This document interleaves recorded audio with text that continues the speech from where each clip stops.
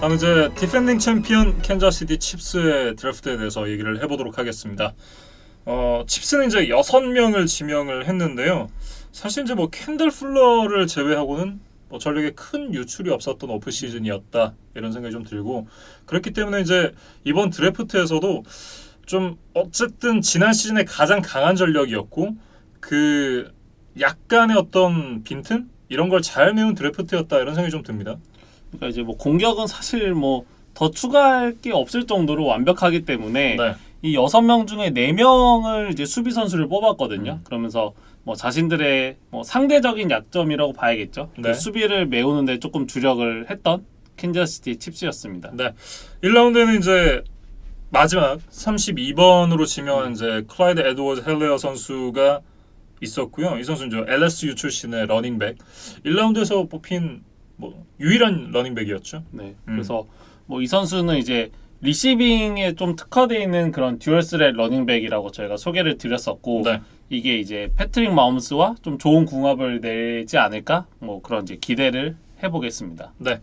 이제 2라운드부터는 좀 살펴볼 텐데요. 2라운드 63번에 지명된 윌리 게이 주니어 선수입니다. 이 선수는 미시시피 스테이트의 이제 라인베커 선수인데, 이 선수가 이제 디포드를 나이너스로 보내고 받은 픽이에요.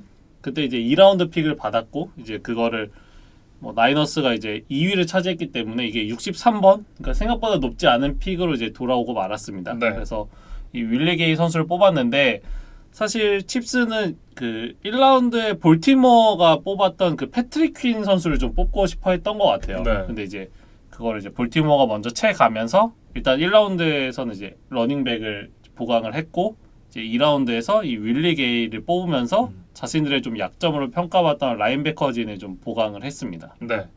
어쨌든 뭐 이 선수가 운동 능력 그리고 뭐 어떤 재능에 대해서는 크게 의심이 있는 선수는 아니에요. 그러니까 이제 지금 완성된 선수라기보다는 이제 포텐셜이 높은 유형이다 이렇게 말씀을 드려야 될 것 같고, 네. 뭐 말씀해 주셨던 운동 능력 그리고 스피드가 뛰어나서 이 사이드 라인 투 사이드 라인을 모두 커버할 수 있는 이 커버리지에 좀 특화되어 있는 라인베커다 이런 평가를 받고 있습니다. 네. 사실 이제 운동 능력은 의심의 여지가 없다라고 말씀을 드렸는데 이 선수는 멘탈적인 문제가 좀 있죠. 네. 뭐 이 선수가 대학 시절에 그 마지막 시즌에 사실 5경기밖에 뛰지를 못했어요. 네. 근데 이제 이게 뭐 특별한 부상이라기보다는 좀 재미있는 사건들로 인해서 좀 징계를 받았는데, 뭐 그거에 대해서는 좀 김민준 아나운서가 좀 준비를 해 오셨습니다. 네. 이 선수가 이제 NCAA의 아카데믹 바이올레이션 문제로 이제 5경기밖에 뛰지 못했었는데요. 어쨌든 이제 대학교도 수업을 듣고 학점을 잘 받아 이제 경기에 나설 수 있는 그런 조항이 있잖아요. 근데 그렇기 때문에 이 선수가 이제 화학 수업을 듣다가 이제 보통 이제 튜터라고 이제 개인 과외 뭐 이런 가정교사 뭐. 네, 그런 개념으로 좀 봐야 될 것 같은데, 그 튜터에게 숙제 그리고 이제 대리 시험을 보게 했더라고요. 그래서 튜터가 이제 이걸 대신 해준 게 이제 들켜가지고 출장 정지를 먹게 됐습니다. 이제 경기를 꽤 나서지 못했는데 출장 정지가 풀리고 난 바로 다음 경기에서 이 선수가 첫 번째 드라이브부터 이제 픽식스를 기록을 했어요.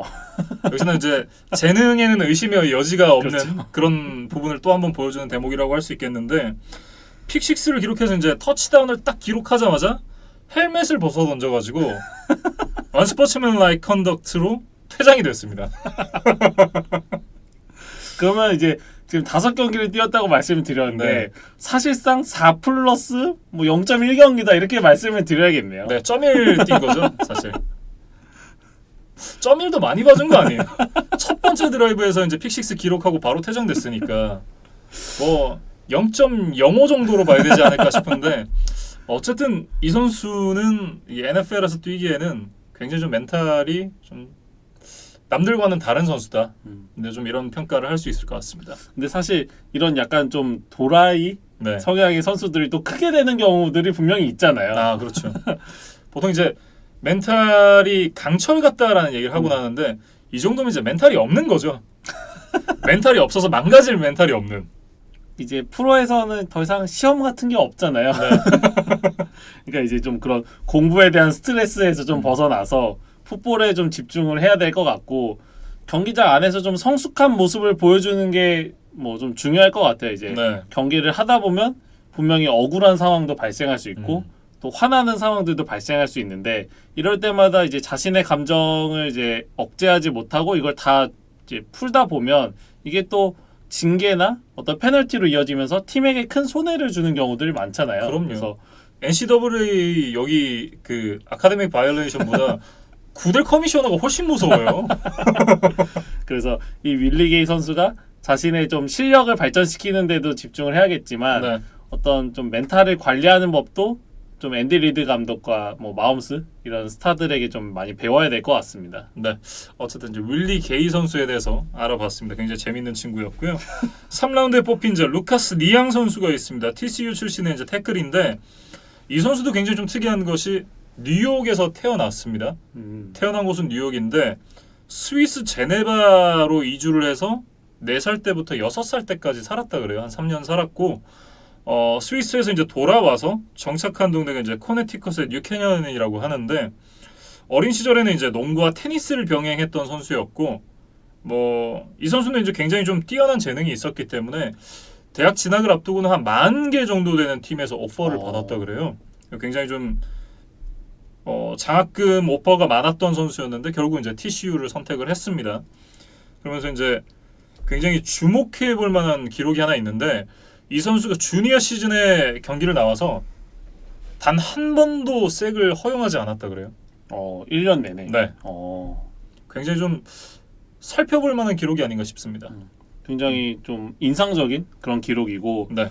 뭐 이 선수가 이제 칩스에 와서 어느 정도의 위치를 가질 거냐 한번 생각을 해보면 이 칩스에는 에릭 피셔 그리고 미첼 슈아르츠라는 탄탄한 주전 오펜시브 태클이 양쪽에 있어요. 그렇죠.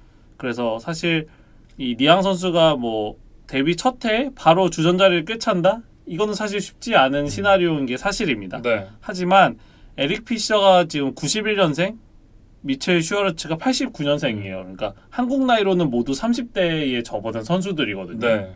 그렇기 때문에 이 리앙 선수가 장기적인 대체자로서의 역할은 분명히 해줄 수 있다. 그리고 특히 이제 에릭 피셔 같은 경우에는 지난 시즌에 이제 코어 머슬 부상을 당하면서 8경기는 결장을 했거든요. 네. 그래서 분명히 좀 내구성이 이제 조금씩 떨어지고 있는 시기에 뭐 다다랐기 때문에 이 리앙 선수가 분명히 뭐 백업 로테이션 멤버로서도 또 쏠쏠한 활약을 해주는 게 칩스에게는 또 중요할 것 같아요. 네. 뭐 태클 중에 가장 먼저 뽑힌 선수는 아니지만 이 선수를 두고 이제 드래프트 최고의 태클 클래스다라는 그런 평가를 내린 사람들도 많았다 그래요. 저희가 1라운드에 그 많이 말씀드렸던 이제 4대장에 뭐 언급된 선수는 아니지만 이 3라운드 96번 정도의 가치로는 굉장히 스틸픽이다 이렇게 얘기를 해도 뭐 무방할 것 같습니다. 네. 뭐 어쨌든 루카스 리앙 선수가 이제 3라운드에 뽑혔습니다. 그리고 이제 4라운드에 뽑힌 선수는 르제리어스 스니드라는 이제 선수인데 이 선수는 루이지애나 텍 출신의 이제 세이프티 선수가 되겠습니다. 이 선수도 이제 고등학교 시절에는 와이드 리시버로 뛰었던 선수인데 대학교에 와서 이제 코너백으로 전향을 했다가 결국 이제 다시 세이프티로 전향을 했다고 해요. 김민준 아나운서가 이제 서두에 말씀해 주셨던 켄달 풀러 선수의 공백을 메우기 위한 대체자다. 저는 이렇게 한마디로 정리를 해드리고 싶어요. 그러니까 그 슬락 코너백과 세이프티를 모두 뛸 수 있다는 점에서 이 켄달 풀러와 좀 유사한 점이 있습니다. 예. 현지에서 나오는 평가는 지난 시즌 물론 이제 세이프티로 뛰기는 했지만 이 선수의 뭐 핸드 스킬이나 스피드를 생각을 하면 코너백이 좀 더 잘 맞는 옷일 것이고 어찌됐든 지난 시즌에 세이프티로 뛰었을 때도 좋은 모습을 보여줬었기 때문에 이런 다양한 경험이 스니드에게 더 빠른 이 출장 기회를 줄 것이다. 이런 얘기들이 많았습니다. 뭐 칩스의 세컨더리의 핵심은 지금 타이런 매튜잖아요. 네. 그러니까 이 선수와 좀 좋은 콤비를 이룰 수 있지 않을까? 뭐 좀 기대를 해보겠고 네. 이 선수가 지금 스피드가 굉장히 좋은 것으로 알려져 있는데 지금 AFC 웨스트의 이제 스킬 플레이어들을 보면 이제 작고 빠른 선수들이 굉장히 많거든요. 그래서 그런 선수들을 좀 막기 위한 카드로 좀 칩스가 뽑았다 이렇게 얘기를 해야 될 것 같고 네. 그 이 선수가 지금 138번에 뽑혔습니다. 그리고 저희가 앞서 말씀드렸던 레이더스에 보면 139번에 아믹 로버슨 선수가 뽑혔어요. 네. 이 두 선수가 모두 디펜시브 백 선수들이고 그 같은 학교를 나왔거든요. 근데 이 선수도 이제 백투백으로 지구 라이벌로 이제 가게 됐어요. 그래서 아마 이 두 선수가 좀 뭐 자주 비교가 되지 않을까 싶어요. 프로 커리어 생활 내내. 그래서 이 두 선수의 행보를 좀 지켜보는 것도 재밌을 것 같고 뭐 짧게 비교를 해드리면 이 레이더스의 로버스는 아웃사이드 코너백이라면 지금 이 칩스의 스니드는 슬롯 코너백 그리고 세이프티로 뛸 수 있는 그런 좀 다른 유형의 디펜시브 백이다 이렇게 뭐 정리를 해드리겠습니다. 네, 쉽게 말하면 좀 하이브리드다 이런 느낌인데요. 네. 그러니까 어떤 팀의 선택이 옳았을지 한번 지켜보시면 재밌을 것 같아요. 네, 이렇게 이제 르자리우스 스니드 선수까지 살펴봤고요. 네, 다음은 이제 5라운드에 지명이 된 이제 마이크 데나 선수입니다. 이 선수는 미시건 출신의 디펜시브 엔드인데요. 실제로 이제 미시건에서 뛴 건 딱 한 시즌이었고 그 첫 세 시즌은 이제 센트럴 미시건에서 뛰었다고 해요.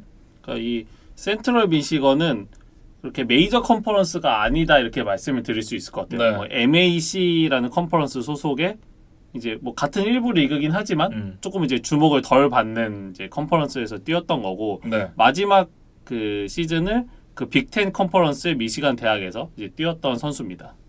사실 이제 그 미시건에 가서는 이렇다 할 뭐 인상적인 활약은 보여주지 못했습니다. 뭐 38개의 태클, 3개의 색 정도를 기록을 했으니까 네. 뭐 그렇게 이제 경쟁력 있는 모습을 보여주지는 못했다고 말씀을 드려야 될 것 같아요. 예.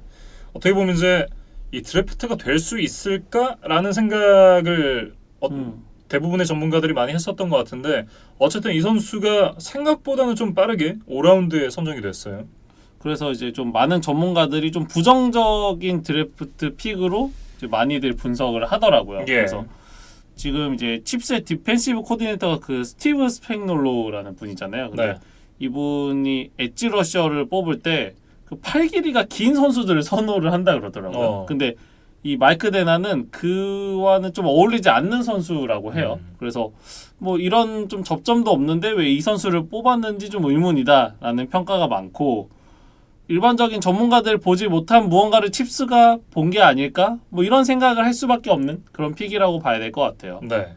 어찌됐든 이 선수가 다른 많은 전문가들의 예상을 깨고 빠르게 지명이 된 만큼 이 선수가 좀 증명을 해야 될 그런 문제가 남아 있다고 좀 봐야 될 것 같습니다. 뭐 5라운드 픽 그렇게 높은 순위는 아니지만 사실 NFL 드래프트라는 게 한 장 한 장 다 아깝잖아요. 그렇죠. 그래서 사실 뭐 버려도 되는 선수 그다음에 버려도 되는 픽이라는 건 없습니다.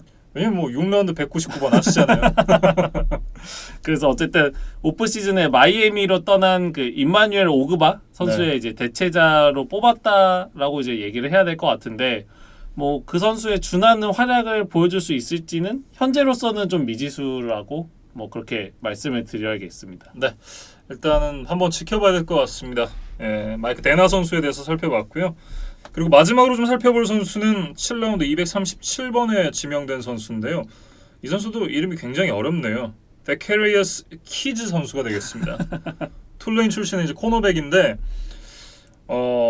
이 선수는 이제 이름이 어려워서 그런지 별명으로 부르는 사람들이 더 많더라고요. 심지어 이제 언론에서도 별명으로 부르는데 이 선수의 별명이 보피트라 그래요. 그래서 이제 보피트 키즈라고 부르는 사람이 더 많은 그런 선수가 되겠습니다. 뭐 저도 이제 보피트 선수라고 좀 이제 통칭을 하겠는데 네.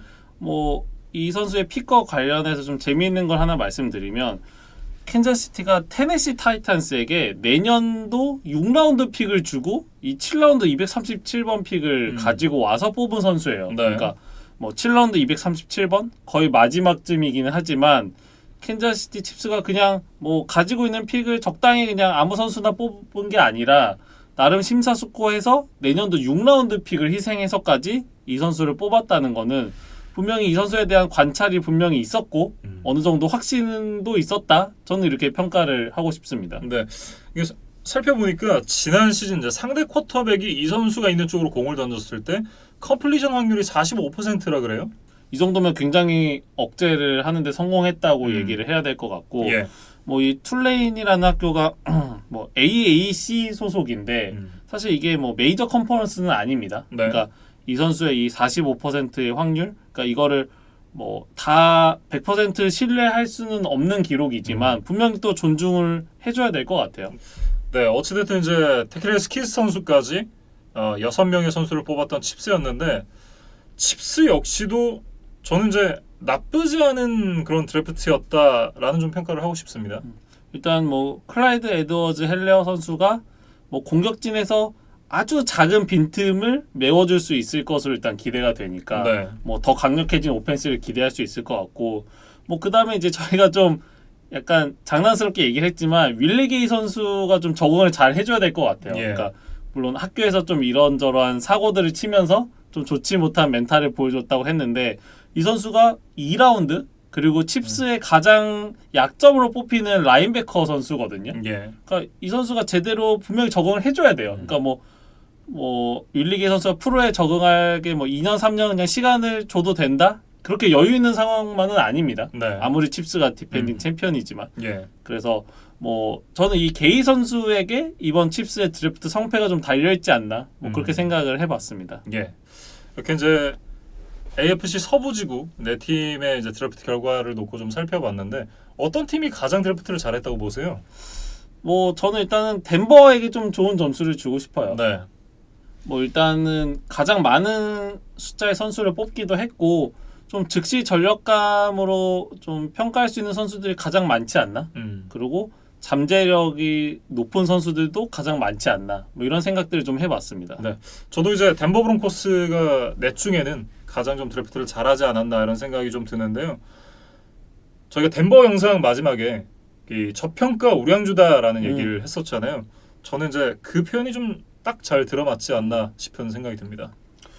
뭐 이 시즌에 들어가서 그 저평가를 받았던 선수들이 좀 자신들의 기량을 만개할 수 있을지 좀 지켜보면 재밌을 것 같고 저는 이제 이번 그 방송 녹화를 좀 준비를 하면서 사실 이 하위 라운드 선수들에 대한 정보는 그렇게 많지 않을 거라고 사실 좀 생각을 했었어요. 네. 그래서 뭐 2라운드, 3라운드, 뭐 4라운드 정도 선수들 위주로 좀 얘기를 하고 아마 짧게 방송이 끝나지 않을까 생각을 했었는데 이게 찾다 보니까 7라운드 선수들도 굉장히 정보가 많습니다. 그렇죠. 그만큼 이 NFL이 미국 스포츠에서 가지고 있는 위상과 저는 좀 비례한다고 생각해요. 그러니까 예. 그만큼 많은 미디어들이 종사하고 있기 때문에 이런 좀 하위 라운드 선수들까지도 다 취재가 되고 예. 그 선수들에 대한 정보가 이렇게 공유가 되고 하는 게 아닌가 하는 생각이 들어서 좀 뭐 새삼 대단하다는 생각도 들고 좀 부럽다는 생각도 하고 뭐 그런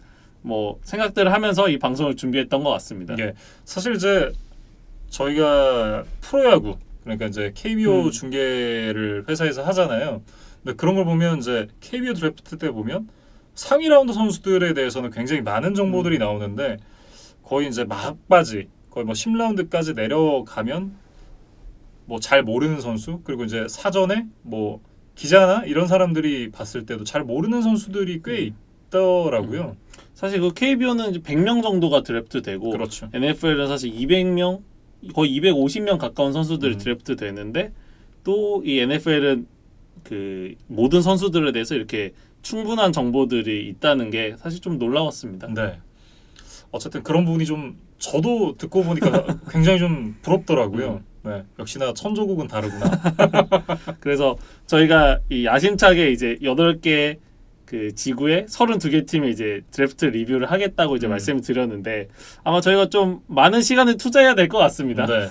적지 않은 시간을 투자해야 되는 것도 맞고 사실 이제 그런 생각도 좀 들거든요. 그러니까 저희가 직접 보지 않은 선수들이기 때문에 이런 부분은 이제 전문가들의 얘기만 가지고 와서 저희가 이제 전달을 하는 것도 조금은 어떻게 보면 이렇게 하는 것이 맞나 싶은 생각도 좀 들기는 하는데 어쨌든 뭐 결국은 드래프트라는 것이 이제 1라운드부터 7라운드까지 뭐 터지는 선수가 있고 안 터지는 선수도 있고 뭐 정말 이제 뚜껑을 열어봐야 하는 거잖아요.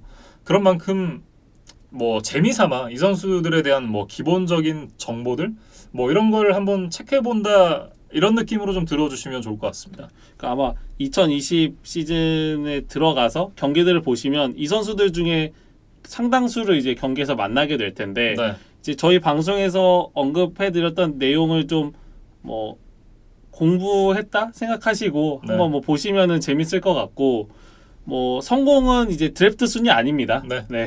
뭐 톰 브레이디의 예에서도 알 수 있듯이 조 버로우라고 해서 성공하는 게 아니고 7라운드에 음. 뽑혔다고 해서 몇 년 후에 방출당하는 게 아니니까 이 모든 선수들에 대해서 다 관심을 가져주시고 뭐 한번 NFL을 지켜보시면 더 재밌게 보실 수 있으실 것 같아요. 이렇게 이제 세컨드 나잇 정리를 해보도록 하겠고요. 저희는 다음 주에 NFC 서부지구 팀들의 이 드래프트 결과를 가지고 얘기를 나눠보도록 하겠습니다.